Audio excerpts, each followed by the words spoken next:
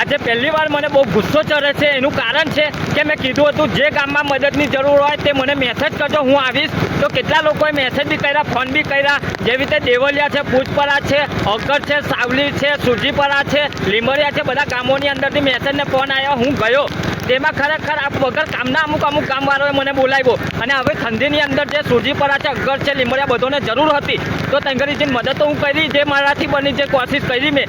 પણ વગર કામના બીજા લોકોએ જે હવે ઠંડી મને વગર કામનો દોડાવ્યો તે મને થઈ ગયો. તો શું કહે છે કે ભાઈ ખાલી જોવા સારું તમને કે તમે આવો જ કે નહીં એવું જોવા સારું તમને બોલાવ્યા. તો આવું મજાક મસ્તી આવા ટાઈમે જ્યારે વરસાદની અંદર બધા હેરાન પરેશાન છે, જ્યારે બધાને જરૂર છે તેવામાં મજાક મસ્તી હોય ખરી. ઠંડી લાગે છે મને બી, મેં બી ઇન્સાન છું.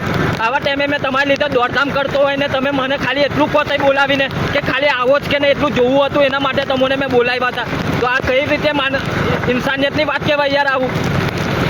ચાલો, અને હરેક વખત કોઈ મજાક મસ્તી ના કરતો હોય. બધા વિડીયો મેં ફોલો વ્યૂઝ માટે ભલે ઉતારતો હશે, પણ આવા ટાઈમે તો મેં ફોલો અને વ્યૂઝ માટે વિડીયો ના ઉતારતો હોય. મારા દિલમાં બધાને મદદ કરવાની ભાવના છે એટલા માટે. આ જોઈ શકો છો કે આ વરસાદની અંદર થતરતો જઉં છું. હું બાઇક લઈને નથી કંઈ મારી પાસે ફોર વ્હીલર કે નથી કોઈ બીજી ગાડી.